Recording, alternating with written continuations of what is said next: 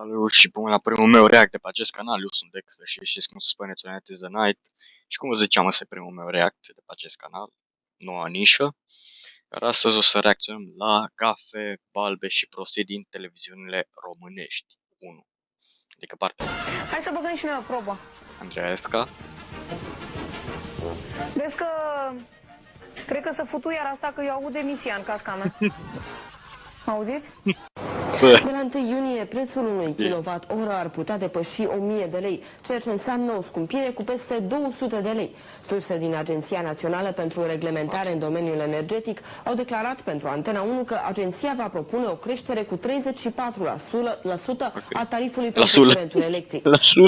Bună ziua! Țara noastră este în continuare în aceeași masă de aer rece cu structură verticală instabilă. Foarte mult, Băi, și mă bulbui uneori. Băi de capul meu, și mă mai bulbui uneori, nu știu.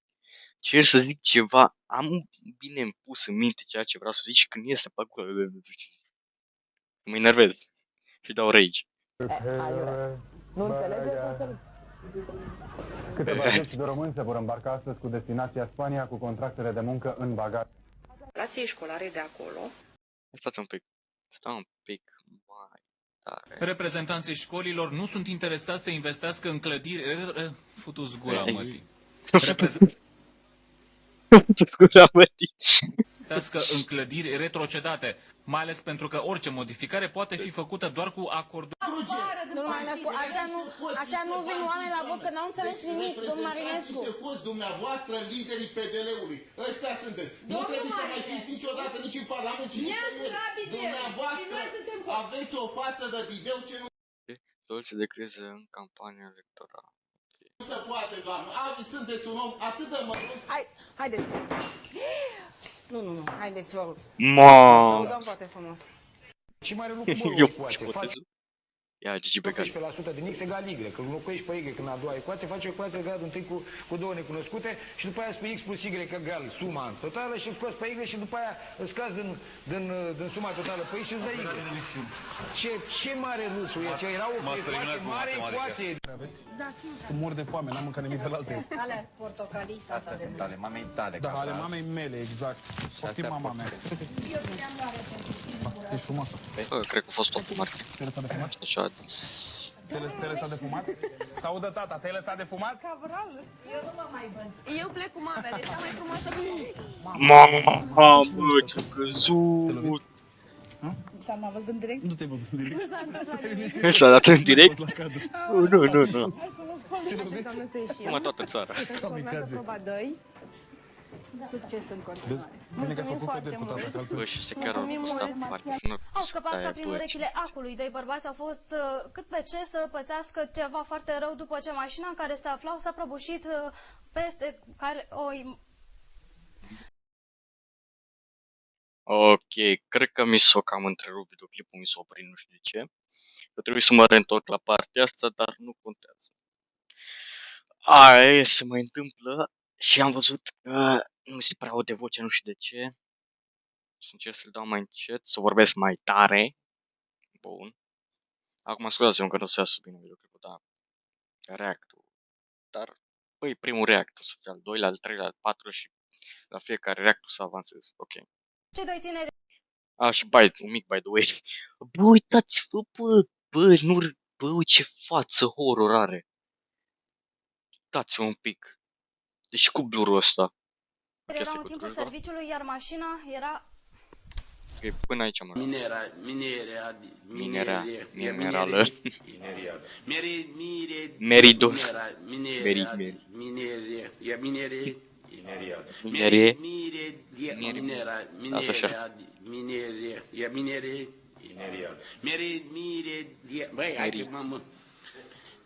Da, acum nu mai gata, nu mai la o sar peste cuvântul ăsta că bă.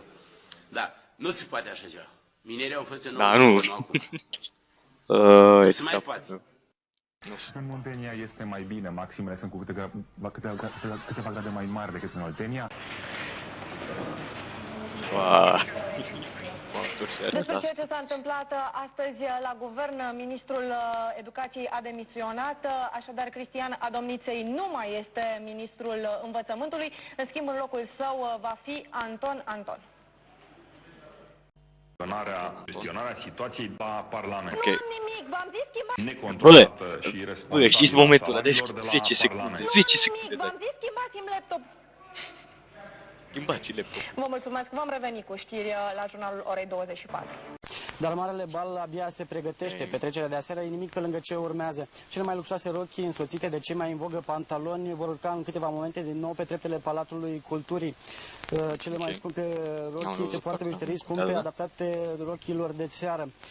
Doar petrecerea este pur românească, doar șampania este franțuzească. Petrecerea este fără bal. Românească, Este fără dar, cuplul ficiar acceptând doar câteva opere de artă. Petrecerea începe la ora 20 și durează până la ora 1 noaptea. Mâine dimineață prințul Ștefan și prințesa Irina își vor face bagajele și vor pleca în săptămâna de miere într-un periplu pe la mănăstirile din nordul Moldovei. Vai! E dureros să bag cu asta. Camera și domnul Emil Boc. PD-ul, ia uite. Vai, săracul. Săracul de el. Bă, cu parcruștea-ți, mă. Hai de capă, mă. Conduc Ministerul Turismului, a cărui desfințare am pus-o din... Deci, prezentatorul ăsta e foarte miștocar. O să vedeți acum, e miștocar. Anul 1906 în programul CDR. Vai, doamne, dar ce s-a întâmplat, prieteni? Am zis ceva ce nu trebuia? Sau? Hă? Sau? Aerul condiționat mai merge? Hă? Bine, nu că ar fi mers vreodată, dar... M-a atacat laptopul. Atacat laptopul. Bă, iese fum din laptop, dacă vedeți aici. Eu sper să nu luăm foc. Se vede... Nici nu știu dacă să pun mâna. Să suflu ca în tort? Exploda laptopul. Ați observat? Deci a fost o cădere de tensiune. Mai bine mă mărit decât să mă întorc acasă. Acestea sunt cuvintele unei adolescente de 7. Ok, bă, să nu se prea aude, nu știu ce. Caz incredibil în Cambodgia. Un polițist pretinde că și-a găsit fiica dispărută în urmă cu 19 ani. Tânăra care are acum 27 de ani a dispărut fără urmă în urmă cu o săptămână din jungla cambodgiană. Și asta după ce acest om și-a observat că fata sa avea o cicatrice pe mâna lui stângă. Fata sa avea o cicatrice pe mâna lui stângă. Pe mâna lui stângă? Bă. Caz șocant în apropierea coastelor Yemenului. Cel puțin 31 de refugiați somalezi au murit și peste 80 sunt dați dispăruți după ce au fost pur și simplu aruncați peste bord de pe vasul pe care se aflau. Dispăruți după ce au fost pur și simplu aruncați peste bord de pe vasul pe care se aflau. Călăuzele s-au descotorosit de ei. Bă, mă simt ca și cum te scoate profesor la tablă. Ăia te fac să râzi. Asta era tata. Bă, zici că e speed, bă, zici că e speed. Speed, I need it. Ale niște saci de nisip după ce forțele de securitate aflaseră de existența refugiaților la bord.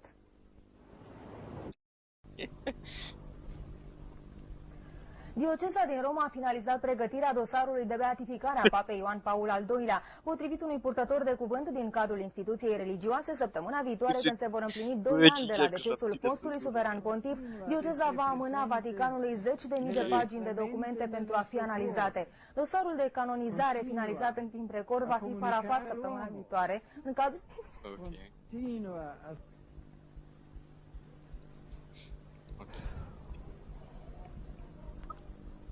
Mă, ce? Dește. El vorbește sau? Senatul Statelor Unite aprobă planul de retragere a trupelor americane din Irak până cel târziu 1 martie anul viitor. Cu 50 de voturi pentru și senatorii au respins un amendament propus de republicani care prevedea de retragere a trupelor de lege referitor la fondurile necesare campaniei militare.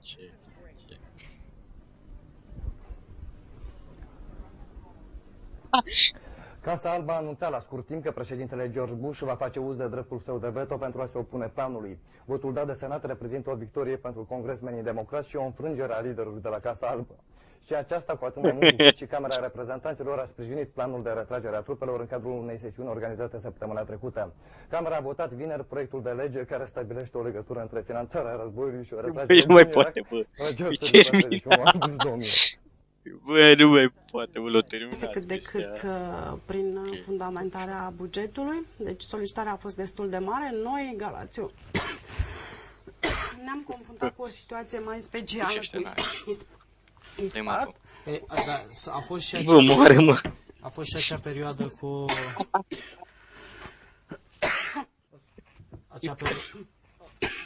O să rog colegii dacă au pregătit un moment promoțional foarte... Și o să revenim după aceea în foarte scurt timp cu... Ce are, mă? Cu doamna Modiga.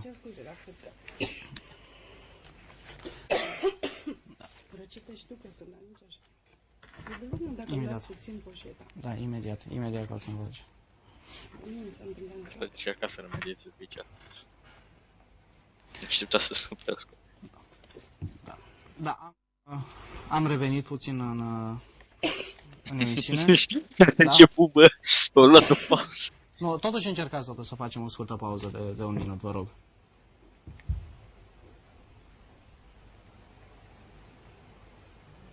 Ok, să uite aici. Bă, ce râs ai. Bă, așa făceam și cu tovarășii mei. Bă, râdeam, nu știam de ce râde și râdeam ca prost. Adică, nu știu, ne apucă râsul, râdeam ca proștii. Nu știam de ce râde și după aceea uitam unul la altul, că râdeam. Hai că mai știu și eu să vorbesc limba română. Nu mai contează, lăsați asta. Bă, ce râde, bă.